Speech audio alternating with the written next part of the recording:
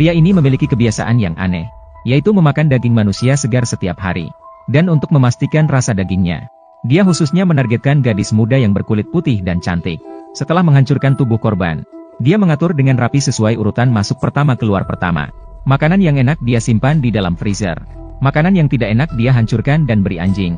Dia benar-benar mesin pembunuh dalam hal keanehan. Yang lebih menakutkan adalah, dia juga memiliki seorang kakak laki-laki. Dalam hal tingkat keanehan, hanya meningkat dan tidak berkurang. Siang hari dia menyamar sebagai sopir bus sekolah. Tapi begitu malam tiba, dia langsung berubah menjadi iblis berdarah. Mulai dengan kejam memburu mangsa. Seperti gadis di depannya. Karena jalan kecil yang sempit, tidak bisa naik mobil. Ini menjadi buruan favorit yang paling disukai oleh Tuan Peu. Dengan alasan mengantar dalam perjalanan, dia terus mencoba membujuknya untuk naik mobil. Awalnya, gadis itu juga sangat waspada. Tapi sayangnya, si tua berhasil merayunya. Ditambah lagi dengan tanda yang mengurangi kewaspadaan seperti bus sekolah. Sulit untuk tidak memberikan perasaan bertemu dengan orang baik. Namun, setelah naik ke dalam mobil, semua suasana berubah. Lau Peu tidak lagi berbicara. Mobil mulai bergerak menuju daerah terpencil. Ketika gadis itu menyadari, semuanya sudah terlambat.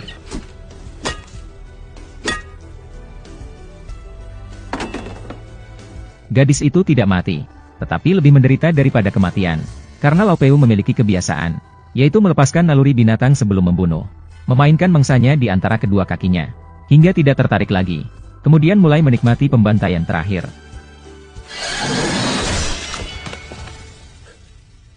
Jika dikatakan bahwa akhir dari setan adalah kematian, akhir cerita Peu yang lama itu, dapat dikatakan matinya membuat orang senang. Karena Lau Peu tidak pernah bermimpi, dia akan menghadapi seseorang selanjutnya. Akan menjadi keberadaan yang bahkan membuat setan takut. Di jalan kecil yang sama, Lau Peu bertemu mangsa baru. Gadis ini terjebak di dalam mobil karena ban pecah. Hanya bisa tinggal di dalam mobil dan menunggu bantuan di jalan. Kendaraan sekolah tua tetap berada di tempatnya. Pertama, dia berpura-pura menjadi orang baik dan menyapa. Kemudian dia berpura-pura memeriksa kondisi ban. Dia bilang padamu bahwa dia benar-benar orang yang baik hati. Tapi kali ini tidak peduli bagaimana dia berpura-pura. Gadis itu tetap waspada. Dia bahkan tidak berani menurunkan jendela mobil terlalu banyak. Dia segera menelepon pacarnya, Suhyun. Sayangnya, Suhyun bekerja di Badan Intelijen Nasional. Dia tidak bisa membantu dia saat itu juga. Tapi ada satu hal. Jangan turun dari mobil sama sekali. Harus menunggu bantuan jalan. Setelah menutup telepon, gadis itu dengan tegas menolaknya. Namun, tampaknya si tua juga sedikit waspada. Setelah mengamati sekeliling, dia pergi perlahan-lahan. Namun yang aneh adalah, beberapa saat kemudian, bus sekolah tua tetap berada di tempatnya. Tidak ada niat untuk pergi. Gadis itu dengan gugup menyalakan lampu mobil. Hasilnya,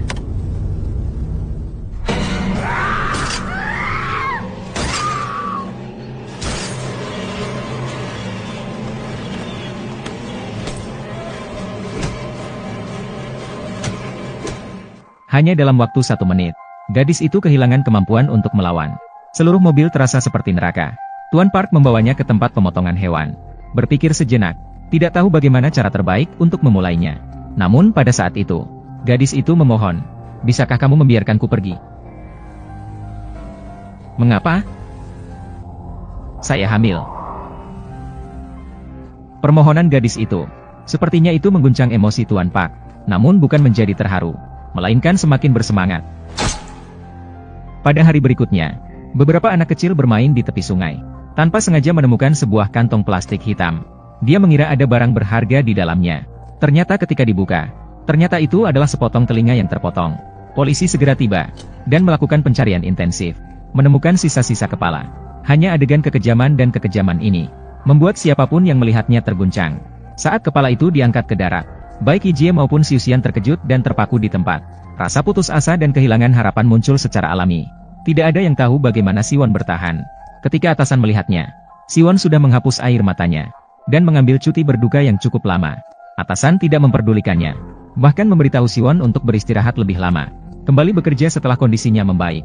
Namun yang tidak diketahui atasan adalah, alasan Siwon mengambil cuti panjang, bukan untuk meredakan perasaannya sendiri, tetapi untuk memberikan batas waktu kematian kepada Tuan Park. Melalui informasi yang diperoleh dari kantor polisi, Siwon berhasil mengidentifikasi 4 tersangka. Mereka semua memiliki catatan kriminal, dan pernah muncul di sekitar tempat kejadian. Siwon tidak berbicara banyak. Dia mencari mereka satu persatu. Setelah menggunakan beberapa tindakan kekerasan, 2 di antaranya segera dieliminasi. Dan dia mengunci pandangannya pada Tuan Park. Awalnya Siwon juga tidak yakin itu dia. Namun setelah menyelidiki rumah Tuan Park, dia menemukan istrinya hilang. Hanya meninggalkan orang tua dan seorang anak laki-laki di rumah. Dan tidak kembali selama 6 tahun setelah pergi. Jadi orang seperti ini pasti memiliki gangguan psikologis. Tetapi yang membuat Suhyun yakin adalah di dalam rumah kaca tempat kerja Pak Park, dia menemukan banyak lemari yang terkunci. Cobalah bertanya, di tempat yang begitu sederhana ini, apalagi yang layak dicuri? Suhyun membuka lemari dengan paksa. Di dalamnya penuh dengan pakaian dalam wanita dan berbagai macam perhiasan dan sepatu. Sekarang, Pak Park adalah pembunuh tanpa keraguan dan mengikuti ke tempat yang lebih dalam. Rumah ini penuh dengan noda darah yang belum kering. Bau darah memenuhi seluruh rumah. Dan di dalam bak pembuangan, Suhyun menemukan sebuah cincin. Cincin pernikahan yang telah dia sepakati dengan istrinya. Suhyun tidak berniat melaporkan ke polisi. Dia juga tidak pernah berpikir untuk menggunakan cara yang adil untuk membalas dendam. Sementara itu, Pak Park mengendarai bus sekolah. Sekali lagi menargetkan mangsanya hari ini. Dia di antara banyak siswa. Dia tertarik pada seorang mahasiswi yang putih dan bersih. Menunggu hingga tidak ada orang di sekitar. Dia langsung mengikatnya kembali ke tempat tinggalnya sendiri. Semakin gadis itu berjuang, wajah jahat tua Peu semakin bersemangat. Juga di saat-saat terakhir ini, tiba-tiba suara aneh mengganggunya. Peu berhenti bergerak. Dia mengambil sabit di sampingnya dan pergi mengikuti suara itu. Setelah menyalakan lampu, terkejut menemukan Siusian yang menunggu di pintu. Peu menyadari bahwa dia terbongkar. Namun yang tidak dimengerti adalah, mengapa hanya Siusian seorang? Apa maksudmu dengan seorang?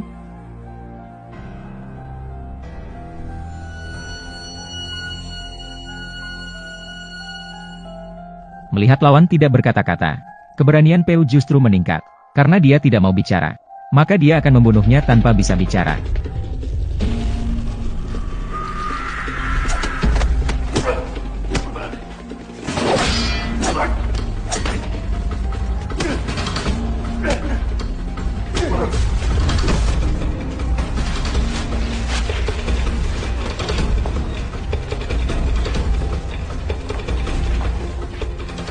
Peu sama sekali tidak bisa membayangkan.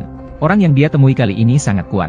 Tidak lama setelah itu, dia dicekik oleh Siusian sehingga tidak bisa bernapas. Namun yang aneh adalah, Siusian tidak membunuh Peu. Tapi saat Peu pingsan, dia memasukkan sesuatu ke mulutnya. Setelah pastikan Tuan Park menelan, dia menginjak lengan dan pergi dari sini. Menonton drama dalam kabut. Setelah Tuan Park bangun, dia sangat sakit. Tetapi yang lebih membuat bingung adalah lukisan. Ternyata Suhyun meninggalkan biaya pengobatan. Seperti takut dia mati dalam drama. Tuan Park tidak mengerti mengapa. Tapi tidak perlu dipikirkan terlalu banyak. Yang terpenting adalah meninggalkan tempat ini terlebih dahulu. Di jalan keluar, Lau Peu mendapat tumpangan. Tapi, kebetulan atau tidak, informasi pengemudi di mobil ini tidak ada kesamaan dengan pengemudi sebenarnya. Ditambah dengan tanda-tanda pertarungan yang berantakan. Old Park langsung mengerti dengan sekali pandang. Dia sedang menghadapi perampokan. Tapi apa artinya ini? Dia sudah marah sejak awal. Kali ini dia punya tempat untuk melampiaskan. Apalagi, dia tidak berniat membayar sejak awal. Kamu punya keberuntungan yang buruk.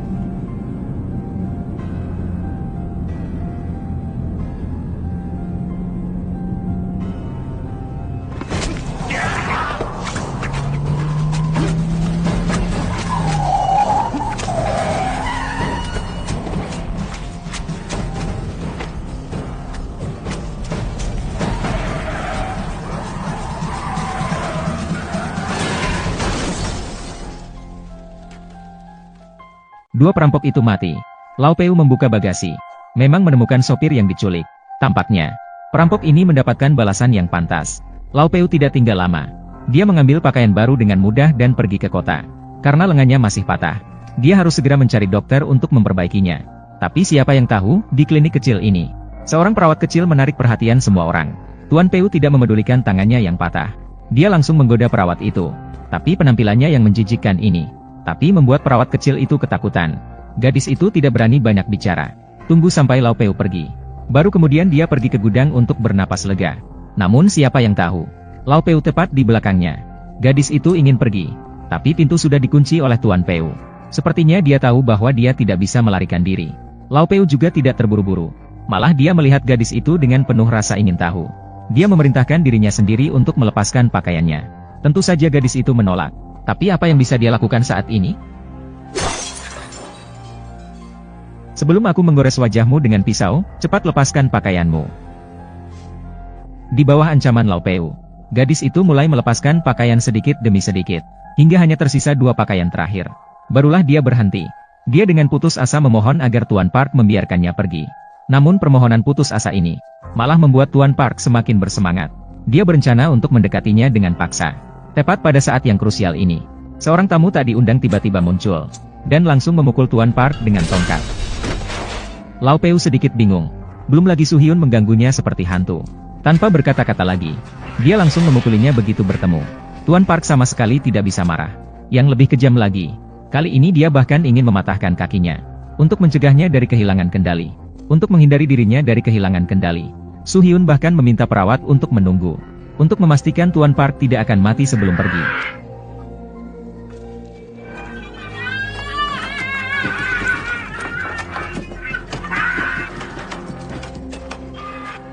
Old Park pingsan karena sakit. Ketika dia membuka mata lagi, dia sudah dibuang ke tempat yang terpencil dan tandus. Lau Peu sudah sangat yakin, pasti So Hyun telah memasang pelacak padanya. Sayangnya, memahami juga tidak berguna, karena pelacak So Hyun tidak ada di mobil, melainkan kapsul yang pernah diberikan padanya. Tidak peduli kemanapun dia pergi, dia bisa langsung mengetahui lokasinya, bahkan bisa mendengar apa yang dikatakan oleh lawan. Dia bisa tahu posisi pertama kali. Itulah jalan balas dendam So Hyun. Jangan mati secara langsung, melainkan dengan menyiksa sedikit demi sedikit, menghancurkan baik secara mental maupun fisik. Balas dendam yang sangat menghancurkan, seperti seorang pemburu yang menangkap mangsa, menangkap dan melepaskan lagi, menikmati sensasi menangkap dan menyiksa di dalamnya. Setelah memahami hal ini, Tuan Park juga tidak berniat memberikan kesempatan lagi, apalagi bagi orang gila ini. Siapa yang menjadi mangsa belum tentu. Tuan Park bersiap untuk meninggalkan mobil, berencana mencari mobil yang aman dan melanjutkan perjalanan. Hanya saja hari ini kurang beruntung. Ketika melihat penampilan mobil tersebut, memang agak takut. Ada apa? Apakah ada kecelakaan? Tuan Park melihat ke arah lawan, kemudian melihat ke arah tentara di belakang mobil. Lebih baik memutuskan untuk pulang sendiri. Tapi kali ini dia tidak pulang ke rumah, malah mencari adiknya sendiri. Seorang iblis pemakan manusia yang sama gila. Mereka juga memiliki seorang teman wanita. Meskipun tidak tahu situasi orang ini, tapi pasti bukan orang baik-baik. Ketika malam tiba, si gemuk mulai menyiapkan bahan makanan lagi. Dia dengan sembarangan menarik seorang wanita, langsung ingin membongkar orang itu. Saat ini, Su Hyun tidak bisa lagi tetap diam. Dia diam-diam masuk ke dapur belakang, langsung datang ke depan si gemuk. Awalnya masih sedikit terkejut, tapi setelah tahu itu Su Hyun yang datang, si gemuk malah menjadi bersemangat, karena dia ingin melihat siapa sebenarnya yang menyiksa kakak besar, Tuan Park.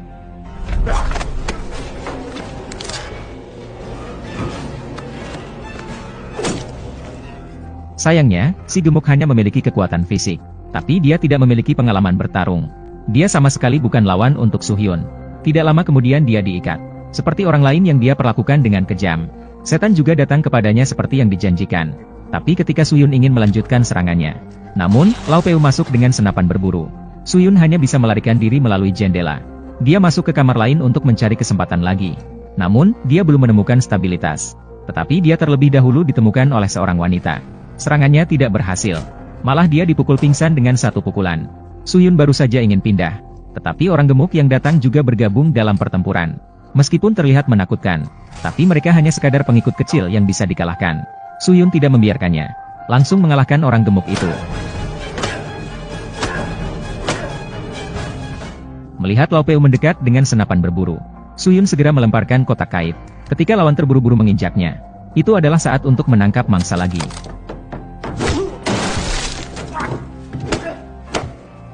Menghantam belakang kepala Lau Peu, Su Hyun tidak tahu berapa kali dia memukul dengan keras. Bahkan dia sendiri agak bingung.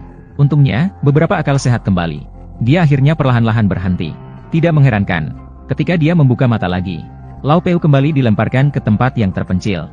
Meskipun tubuhnya sangat sakit, tapi dia masih tertawa seperti babi. Karena dia menyadari satu hal. Kenapa ada gelombang Siusian? Setiap kali bisa menemukan dia. Jika pelacak tidak ada di mobil, maka hanya ada satu kemungkinan, yaitu di dalam tubuhnya. Sekarang giliran Siusian panik. Dia belum pernah melihat seorang penjahat, jenis yang semakin terangsang oleh penyiksaan. Jelas, Lau Peu adalah yang pertama. Dan yang lebih sadis adalah, Lau Peu ingin menyatakan perang, ingin membalas, ingin merasakan kembali menjadi pemburu. Hei, kamu pasti mendengarkan. Kamu pasti sedang mendengarkan kan? Ah, rasanya sangat menyenangkan. Sepanjang hidupnya belum pernah melihat sesuatu yang begitu menarik. Jika kamu tidak membunuhku, kamu akan menyesal. Tidak perlu waktu lama. Selamat datang. Tunggu saja, aku akan mengajarkanmu apa itu penderitaan sejati. Selesai. Kali ini, Tuan Park tidak hanya mengetahui identitas Soo-hyun, bahkan berasal dari berita. Mengetahui informasi lengkap tentang gadis itu. Dia menelan satu bungkus besar obat pencahar. Berhasil mengeluarkan alat penyadap itu. Membuat Soo-hyun tidak memiliki kesempatan untuk mengikuti.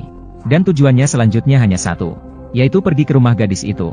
Memberikan pukulan berat kepada Soo-hyun. Sayangnya, Soo-hyun tidak tahu apa yang dipikirkan Tuan Park. Sekarang dia kehilangan arah. Seperti lalat tanpa kepala yang berputar-putar.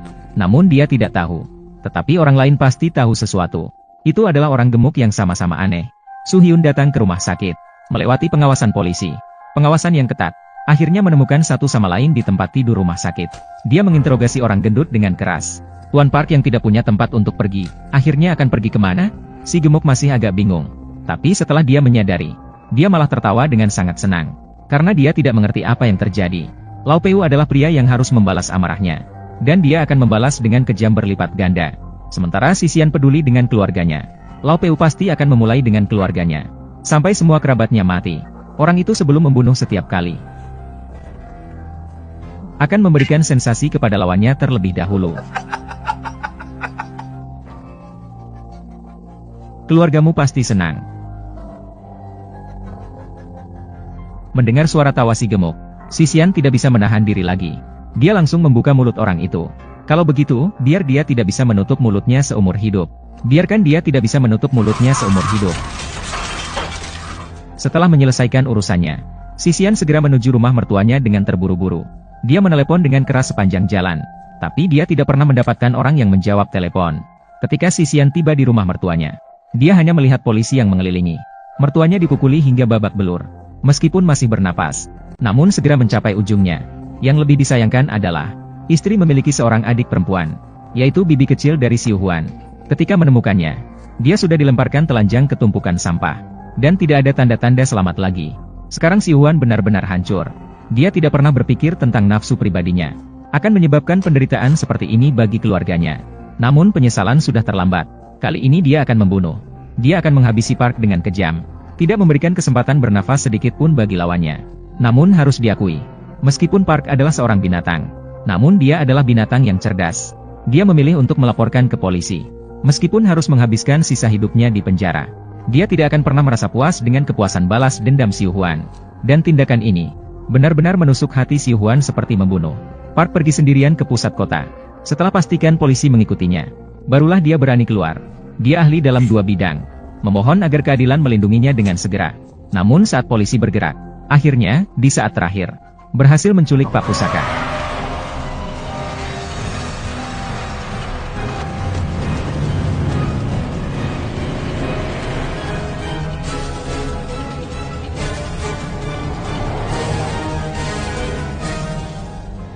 Di tempat istri meninggal, Ji Hyeon telah menyiksanya berkali-kali. Tapi tidak peduli seberapa sakitnya. Tetapi tidak pernah mendengar permohonan maaf yang tulus. Seolah-olah di dunia Pak Pusaka, hanya ada pembunuhan dan pembunuhan tanpa henti. Ji Hyeon tidak berbicara lagi. Dia meminta Pak Pusaka menggigit tali. Setelah tali melingkar di sekitar pintu, tepat menggantungkan pisau penggal di atas kepala. Asalkan Pak Pusaka membuka mulutnya, pisau penggal itu pasti akan jatuh. Tapi jika tidak melepaskan, maka harus bertahan dengan penderitaan di depan neraka. Meskipun akhirnya sama saja. Tapi sebenarnya tujuan Ji Hyeon adalah membuat Tuan Park merasakan keputusasaan mendekati kematian. Tapi siapa yang tahu pada saat berikutnya, malah membuat semua orang terkejut. Hanya melihat setelah dia pergi, keluarga tua Park tiba-tiba muncul di sini. Ternyata sebelum balas dendam, Soo-hyun sudah merencanakan semuanya. Merencanakan pengaturan yang menakutkan setan. Itu adalah dengan tangan orang terdekat, untuk memberikan kerusakan terakhir. Namun, ketika tua Park mendengar suara anaknya, dia tidak bisa menahan diri lagi. Meledakkan rasa takut yang belum pernah ada sebelumnya. Dia ingin berteriak keras, memberitahu keluarganya untuk tidak membuka pintu. Hanya saja semakin dia ingin berteriak, keluarga di luar semakin gelisah. Semakin ingin membuka pintu penghalang ini. Jangan, ibu, jangan. Apakah kamu baik-baik saja? Jangan.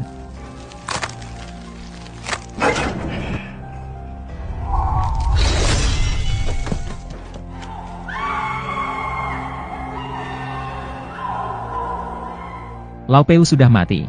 Balas dendam Soo-hyun juga berhasil. Namun, balas dendam ini datang dengan sangat menyakitkan. Film ini berjudul Melihat Iblis. Tapi pada akhirnya, siapa yang sebenarnya iblis? Apakah itu Tuapak yang membunuh tanpa belas kasihan? Apakah Shoyun yang menghukum orang jahat? Saya kira tidak demikian. Lao Peu adalah seorang dengan gen kekerasan. Dia adalah seorang penjahat yang tidak mengikuti hukum dan kemanusiaan. Tindakannya menakutkan. Namun, dia akan ditindas oleh orang yang lebih kuat. Jadi, dia hanya seorang penderita gangguan mental. Namun, melihat Shoyun, apakah dia juga setan? Seseorang dengan kecerdasan tinggi. Seorang pejabat tinggi yang bekerja di CIA. Seseorang yang ingin membalas dendam atas kematian istrinya. Seseorang yang berusaha dengan segala cara untuk mendapatkan kembali perasaan keberadaan istrinya. Bagaimana orang seperti itu bisa menjadi setan? Sebenarnya, tindakan Shoyun tidak salah. Dalam kehidupan nyata, siapa yang rela menderita begitu banyak penderitaan tanpa bertindak? Hanya saja, yang tidak dilihat oleh Shoyun adalah hatinya, yang menyimpan binatang buas yang lebih kuat daripada kebaikan. Seperti seorang determinator. Dia tahu dia akan kalah. Dia tahu akhir yang menantinya pasti akan hancur. Namun di dalam hatinya ada binatang liar yang selalu menipunya sendiri. Mendorongnya untuk bertindak dengan cara yang bertentangan dengan keinginannya. Akhirnya membuatnya terjerumus ke dalam jurang. Setiap orang memiliki sisi baik dan jahat dalam hatinya. Sebagian besar orang akan menekan binatang buas yang jahat di dalam hatinya. Menunjukkan sifat kebaikannya. Sebenarnya balas dendamnya sangat mudah bagi Suhyun. Dia hanya perlu membunuh Oh Bok dengan satu tebasan. Untuk mencapai hasil akhir yang diinginkannya. Namun dia tidak melakukannya. Malah dia bermain permainan kucing dan tikus. Ingin merusak lawan secara perlahan secara mental. Namun justru dalam proses ini, dia mulai kehilangan dirinya. Kehilangan hukum. Kehilangan nurani dan sisi kemanusiaannya. Membuatnya menjadi iblis dan melawan iblis. Bahkan jika ayah mertua dan adik iparnya dibunuh, masih ada keyakinan balas dendam yang menghantuinya. Mengakibatkan Suhyun tidak pernah menelan kekecewaan ini. Sampai setelah Lao Peu mati sepenuhnya. Dunia dalam hatinya juga hancur seketika. Akhirnya dalam kegelapan, melihat binatang buas yang menguasai seluruh hatinya. Melihat dengan jelas semua yang telah dilakukannya. Inilah mengapa pada akhirnya, Old Park mengatakan satu kalimat padanya. Aku, tidak ada rasa sakit. Di tempatku ini, aku tidak bisa mendapatkan apapun. Kamu sudah kalah. Ya, Xiu Xian yang tampak sukses. Sebenarnya dia kalah dengan tuntas. Dibandingkan dengan Lao Peu yang tidak memiliki hati nurani, Xiu Xian bisa dikatakan kalah dengan malu-malu. Meskipun sutradara membuat film tentang balas dendam, tapi sebenarnya ingin memberitahu semua orang. Balas dendam juga membutuhkan banyak pengorbanan yang menyakitkan. Jangan lupa, ketika kamu menatap jurang, sebenarnya jurang juga menatapmu. Jadi, jika hidup tidak berjalan sesuai keinginan, jangan menatap jurang. Hiduplah dengan baik, hanya dengan menjadi lebih baik dan kuat. Itu adalah balasan yang pedih terhadap semua penderitaan.